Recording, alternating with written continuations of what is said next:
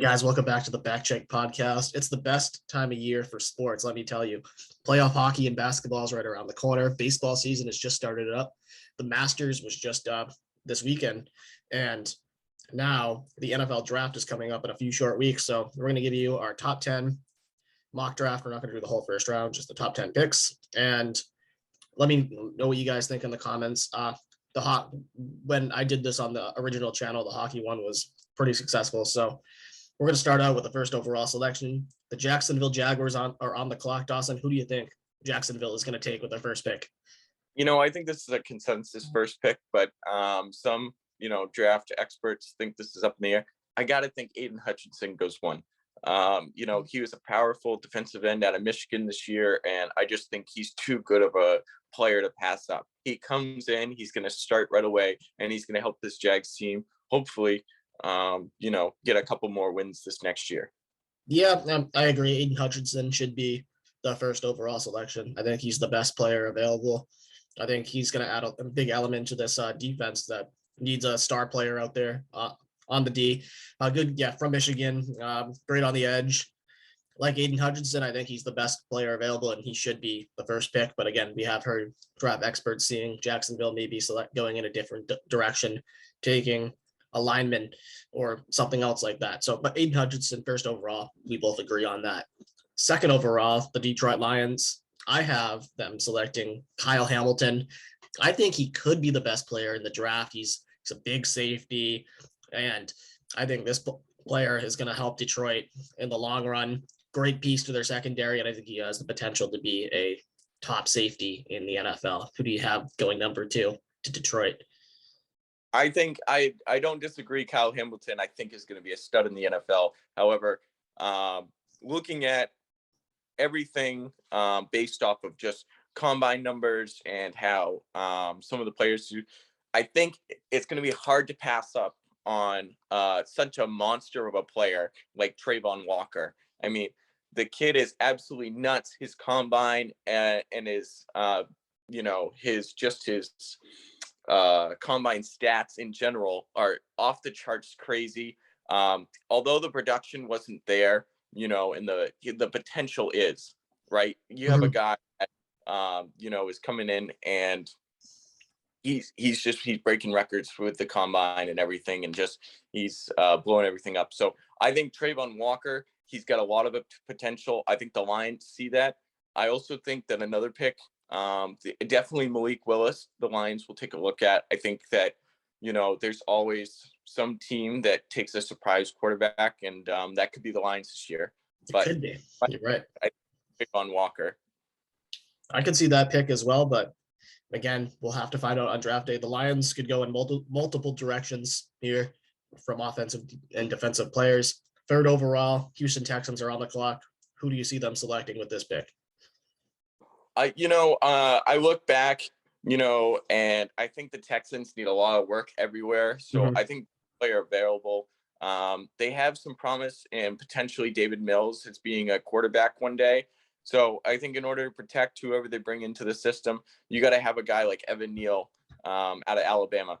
He's a great tackle. He's been great all year. He's been one of the top prospects to be taken in the draft this year. And I just think Evan Neal's too good to pass up. It goes back and forth between him and Ikem Ekwonu, but I think right now the Texans, I think I see Evan Neal being from going to Alabama with Nick Saban's offense. I just see him getting taken a little higher. That's understandable for sure. But I think the next player available, maybe this is kind of a questionable pick, but I think Kayvon Thibodeau will be going third overall to Houston. Again, a lot of holes. Davis Mills, I think, is one of the promising pieces. He had a good underrated rookie year last year. And if that's the future they're going to go with, picking up a guy like Thibodeau, great defensive player, he should add some identity to their defense, which is extremely needed for this team. So just to get a player to build around like that, I think that's exactly what this team needs. And we'll have to kind of evaluate what Houston could do. I think a team that could go in a multitude of directions here. So that's who I think they're going to pick. And now we're going to move on to the fourth selection, which is owned by the New York Jets. And I have them selecting Ikem Aquanu. I don't know if I butchered his name, but that's who I have going fourth overall. I think they need some help on that offensive line. And there's a lot of good linemen available, but I think him and the Jets fit extremely well. But again, that will have to be reevaluated on draft day. They might go in a different direction. Who do you Yeah, have the Jets going with fourth? absolutely. And I think the Jets, them sort of kind of being my favorite team, I look a lot into their different stuff, and they do have some weapons for Zach Wilson. And I think, his second half of the season really was promising for the New York Jets. And so I think that potentially they could go Ikem Kwanu, the tackle, and then you have him and the other tackle stud for the Jets. But I think that I think a bigger hole that the Jets have with Dawson coming back potentially, and even they need some more depth at the D line. And so I think that in order to do that, the New York Jets need to take Kayvon Thibodeau. I have him not going yet in the draft yet. I think Kayvon Thibodeau would fit perfect in this New York Jets defense. They can help out. Zach Wilson he's going to have some weapons in Braxton Berrios and a few other wide receivers. They do have 2 top 10 picks. I see them right here taking Thibodeau if he's available. Absolutely. I could see that 100% as well. He's a really great player. And moving on to the 5th pick, who do you have going to the Giants with that first 5th overall selection there? So based on who drafts what, I have the Giants taking Ikem Ekwonu. He is a top 5 player in the draft, no doubt. And I think that the New York Giants are just sort of kind of waiting and seeing what the other teams take. I think that the Giants are trying to be patient this year. And, I think that for right now that I think they're just going to wait back. And I think although Andrew Thomas, has kind of struggled, I think that if they had Andrew Thomas and Ikem Ekwonu, I think those two could be very good for to protect either Daniel Jones or whoever the Giants do end up bringing in for competition. Right. I have them selecting Evan Neal again. The lineman, I think it's pretty universal. I think Neal might be the safest pick for the offensive line, but I think Brian DeBoer and their new coaching staff, that's who they're going to choose to bring in. They seem confident in bringing back a guy like Daniel Jones. So to bring in a guy like Evan Neal, safe player, I can see him going as far as first overall, and I don't see him dropping out of the top 10. But to bring in a guy like him, he should add some really good protection to any quarterback, especially a guy like Jones who needs offensive line help. We haven't seen what he can do under a good offensive line. And that, I think, a lineman makes the most sense for the Giants with this pick, because I feel like the big 3, Ekwonu, Neal, and Charles Cross, are going to go in the top 10. You want to secure that cornerstone tackle for your franchise. And then moving on to the 6th pick, Carolina Panthers, I have them selecting Charles Cross. I do not think they're going to take a quarterback. I know people are saying, I think they're going to run it back with Sam Darnold one more year, give him some protection, and they're going to run it back with Sam one more year before reevaluating their quarterback position. So I do not think they'll go off the board and select Malik Willis or Kenny Pickett yet, but very well could be. But I think Charles Cross would be the best pick for the Carolina Panthers. I've seen that it's a fit since day one. Who do you think Carolina is going to select? Well, I've seen the Sam Darnold show, and I can't get behind it. I got Kenny Pickett, number 6, going to the Carolina Panthers. He's a great quarterback out of Pittsburgh. I think that he brings a lot to their offense, and he does a lot with, he's just an accurate passer. His combine was great. He does have, small hands, and there are some concerns about his measurements, being a smaller quarterback and everything. But, in today's NFL, I mean, there's a lot of guys where, a lot of draft and scouts kind of doubt some of these guys, and they come out and be superstars. So I think the Carolina Panthers, they want to get sort of their their dream quarterback, and I don't think Sam Darnold's the answer. So I have Kenny Pickett going to Carolina at 6. Okay, I don't think any quarterback in this draft should be drafted in the top 10. That's just my opinion, because I think there's better players available than, another example, if you don't get a quarterback, Baker Mayfield is still available. You can always trade for him. I don't think That's right. spending a first round pick on a quarterback. We've seen how many teams do this and it not work. Josh Rosen with the Arizona Cardinals, Sam Darnold with the New York Jets. Yep. Has Daniel Jones really worked with the Giants going in the top 10? No, not really. Baker Mayfield going first overall. No, that has not worked. Okay, we've seen this. Right. I think we're going to see that with last year's class. Is Trey Lance going to be a good quarterback going third overall? I have no idea. We haven't really seen. There's still Zach Wilson going to succeed with the Jets. Same thing with Trevor Lawrence. We don't know. Quarterbacks they're tough. They're a tough position, especially as coming in, trying to process the game from college to NFL. It's a whole nother animal. I would not select a quarterback in the top 10, especially in this year's draft. And right.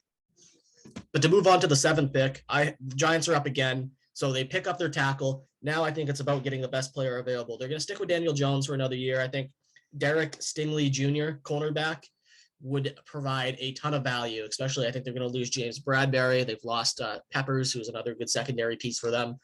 Pick up a guy like Stingley Jr., LSU corner. I think that'd be a great addition to that defense.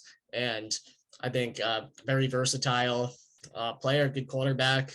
I think he deserves to go in the top 10, probably my favorite cornerback in this draft. But who do you have going 7th overall to the New York Giants?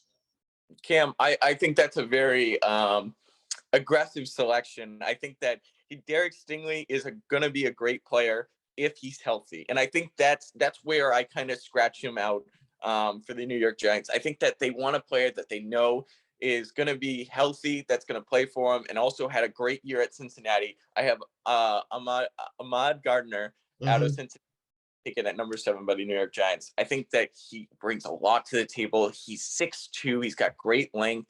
He had a great line. He's been doing great all season. I think that he's a little bit of a safer pick. Stingley is a great player when he's healthy. I think he has more upside.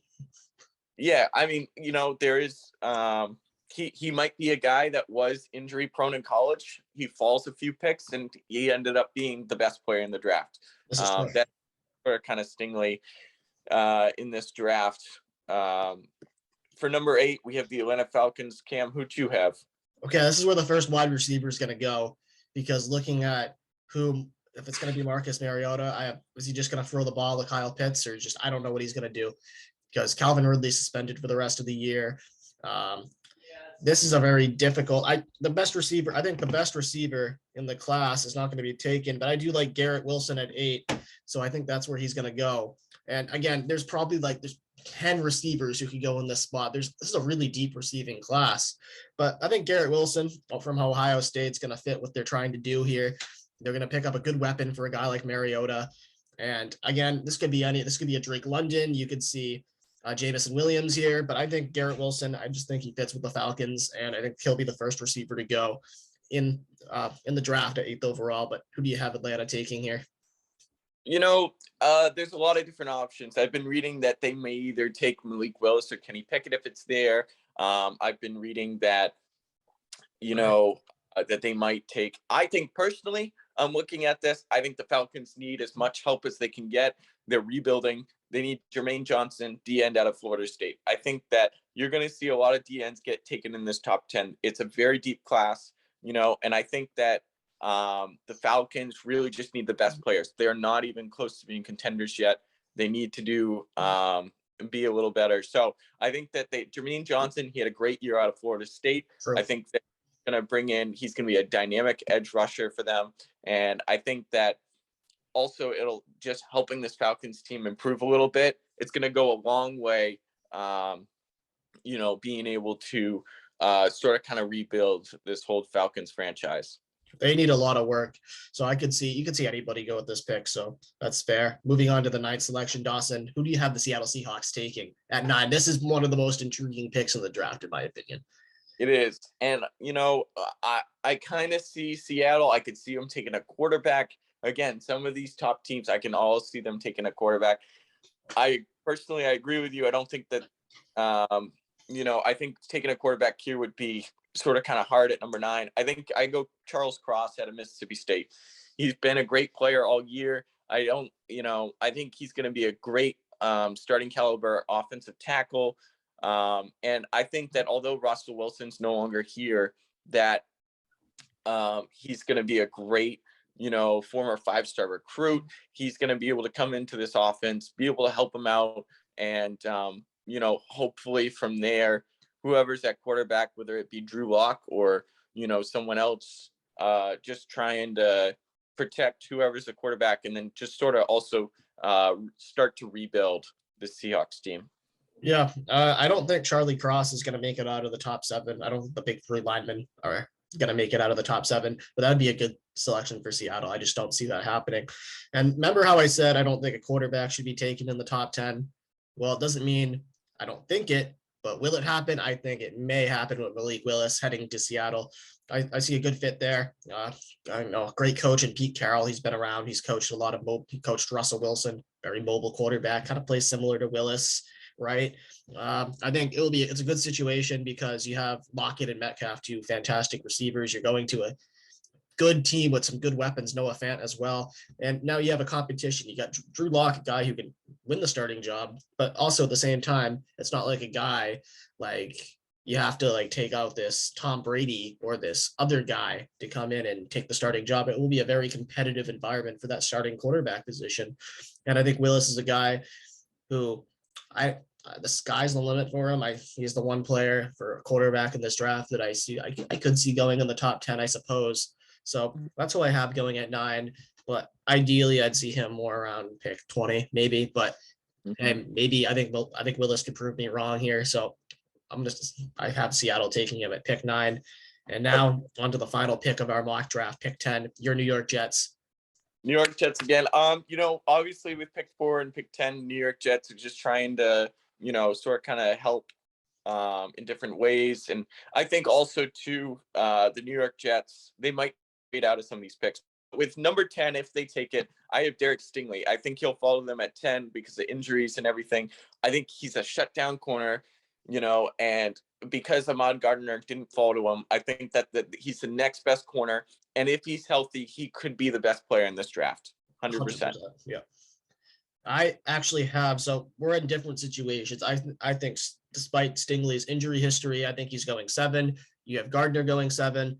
We're going to flip that. I have Gardner falling to 10 to the Jets. And again, I think he's a safer pick than Stingley. And I think he'll be a solid addition to that cornerback room and to that secondary. And yeah, I mean, the Jets, they have a lot of options with their 2 picks. I think you select that lineman at 4 and you get one of the big 3 and you'll probably have first dibs unless they somehow goes to Jacksonville. And then you'll have even more options if a lineman goes up. But here, I think they're the 2 big cornerbacks in the draft. There's probably a little debate. Who do you want, Stingley or Gardner? I think Gardner's a little safer, cornerback out of Cincinnati. So that's who I have going at 10. And again, he could fall a little. He could rise. There's no I don't think there's a consensus order in this draft, which makes it extremely unique. But anyways, that's all the time we have today to talk about that. Leave your predictions in the comments and make sure to like, comment, and subscribe. Again, Dawson and I on a little bit different pages here, but again, at the end of the day, it should be extremely exciting to watch, and hopefully these teams can get some cornerstone assets and players can fall right into the places they need to play, and hope everything works out for everybody. So thanks for tuning in to the Back Check Podcast.